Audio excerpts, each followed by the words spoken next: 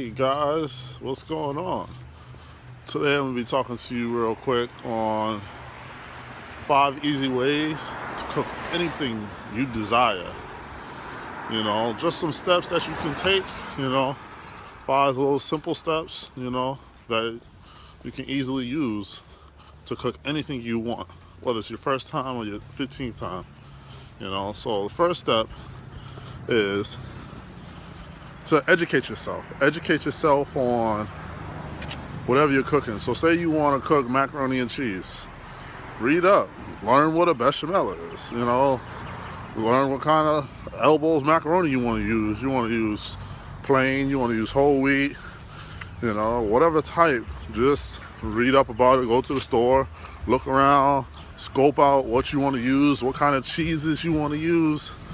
Anything, what kind of milk. You want to use milk or heavy cream. You want to make a roux to thicken your sauce. Just educate yourself. Read a recipe. If the recipe has words in it that you don't understand, Google search it. Anything. Just educate yourself on whatever you're going to make. So at least this way, you can read clearly what a recipe is and what they're saying to do. For a prime example, saute. Know what it is.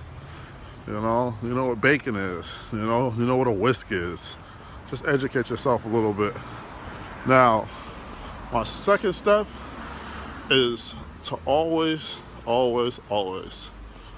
practice. Practice for yourself. Usually you need to have 3 people to try your food. First person, yourself.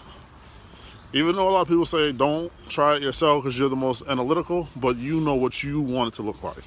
So always try it yourself. Try it every step in the process so you understand what raw pasta tastes like from cooked pasta, if it's undercooked, if it's cooked right. Remember, pasta should be cooked al dente. So always try it every step of the way. Second person you should have try your food is, let me stop right here because I'm kind of walking fast. Second person you should try to have your food is someone that is somewhat of a professional, someone that cooks for a living. Doesn't have to be a master chef. It doesn't have to be Gordon Ramsay. No, just find someone that cooks, or someone that's well off cooking, like your grandmother or someone. Let them try it, because usually they kind of know exactly what you're going towards. What may be missing, the taste, the textures, and all that stuff. The third person, this is the biggest key.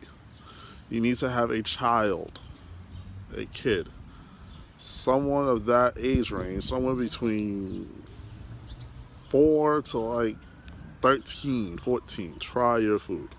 The reason is if they try your food, they're so bluntly honest to the point where it may be embarrassing, but you want them to try your food, because if they try your food, they can tell you exactly whether it's nasty, whether something's undercooked, whether something's overcooked, whether it's amazing, whether they're going to eat it again. Because it's essentially, if you're like me, a parent, you're not just cooking for yourself, you're cooking for your kids also.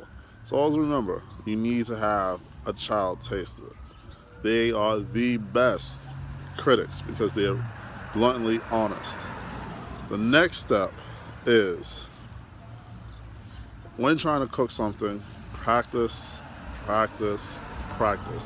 Just because it didn't came out the first time you tried it doesn't mean you should stop trying it. Try it again, and try it again, and try it again, until you get it to where you want to.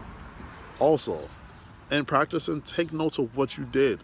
So that way you can look back on, did I add this much salt? Did I add this much cheese? What did I do here that I can change for the next time I do it? Taking notes will help you. I myself have a notebook that I keep in my kitchen. So that way when I'm making something, and I don't always stick to the same recipe. So when I'm making something, I can look back. How did I make that lamb before? How did I make that curry chicken before? Sometimes I may change it. It may have been good, but I could have done it better. So keep a notebook. The last step is, probably the most important step, is don't get discouraged. Have confidence. Because at the end of the day, if you have confidence in the kitchen, it can be very easy to do anything you want to do. Don't say, I don't know how to do this, so I don't want to try. Yeah. No, have confidence in what you're doing. Try it. No, because the last thing you want to do is not have confidence and you burn yourself, or you drop something, you break a plate.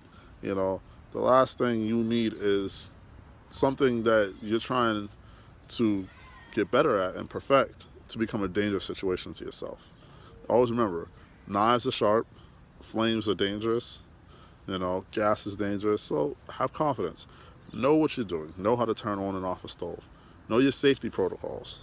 You know, if a fire goes up, how to put it down. You know, where's the fire extinguisher in your house?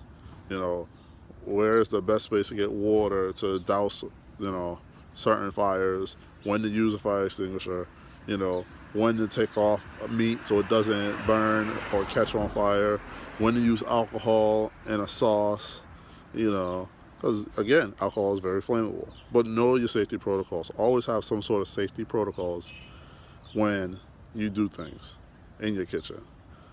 And at the end of it, just have fun. Remember, cooking is love. The secret to cooking really is love.